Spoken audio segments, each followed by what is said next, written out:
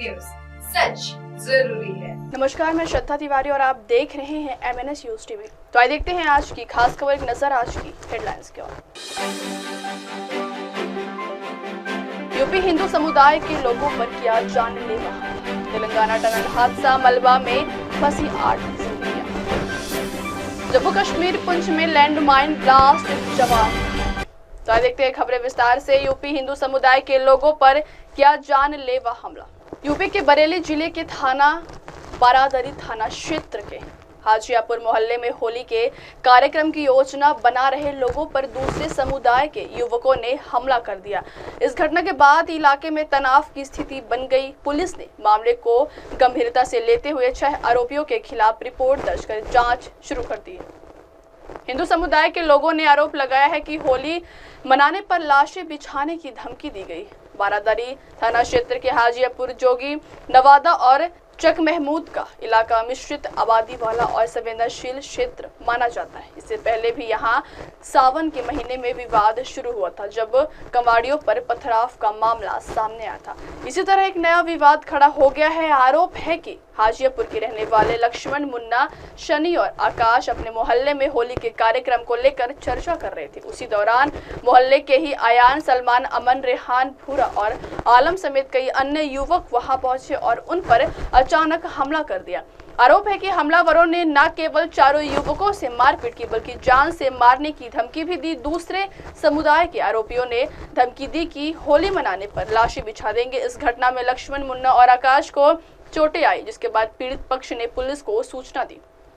लक्ष्मण और उसके साथियों का कहना है कि हमलावर जानबूझकर होली से पहले इलाके में माहौल खराब करना चाहते। अगली खबर, तेलंगाना टनल हादसा, मलबा में फंसी 8 जिंदगियां। तेलंगाना के नागर कुर्नूल जिले में श्रीशैलम लेफ्ट बैंक कैनाल सुरंग के निर्माणाधीन एरिया में छत का एक हिस्सा ढह गया। इसमें कम से कम 8 मजदूरों के फंसे होने की आशंका है। NDRF की डिप्टी कमांडर सुखेंदु ने कहा कि पुंछ में शनिवार रात करीब 10 बजे वो सभी हालात का जायजा लेने सुरंग के अंदर गए। सुरंग के अंदर 13 किलोमीटर की दूरी में से उन्होंने 11 किलोमीटर इसी इंजन पर तय की, बाकी 2 किलोमीटर कन्वेयर बेल्ट पर पूरी की। उन्होंने बताया कि जब वो सब TMV के अंत में पहुंचे तो हमने फंसे हुए मजदूरों से उनके नाम पुकार कर संपर्क करने की कोशिश की, लेकिन हमें कुछ नहीं मिला। उन्होंने कहा कि मलबे से 200 मीटर का हिस्सा भरा हुआ है। अब तक इस मलबे को साफ नहीं किया जाता। अब हम फंसे हुए मजदूरों की सही लोकेशन का पता नहीं लगा पाएंगे और उन्हें बचा नहीं पाएंगे। सुरंग के 11-13 किलोमीटर के बीच के हिस्से में पानी भरा हुआ है और जब तक पानी नहीं निकाला जाता तब तक मलबा साफ करने का काम शुरू नहीं हो पाएगा। तेलंगाना के नागर कुर्नूल जिले में शनिवार को बड़ा हादसा हुआ। यहाँ निर्माणाधीन श्रीशैलम लिफ्ट की बैंक नहर के एक टनल का हिस्सा अचानक धंस गया। इस हादसे में वहां काम कर रहे मजदूर मलबे में फंस गए। जानकारी मिलते ही प्रशासन ने राहत और बचाव कार्य शुरू कर दिया। हादसा उस समय हुआ जब निर्माण कंपनी की टीम नहर के निर्माण कार्य की स्थिति का आंकलन करने के लिए सुरंग के अंदर गई थी। अगली खबर, पुंछ में लैंडमाइन ब्लास्ट, एक जवान घायल। जम्मू कश्मीर के पुंछ में एक सुरंग में बारूद की वजह से विस्फोट, भयंकर विस्फोट हो गया है।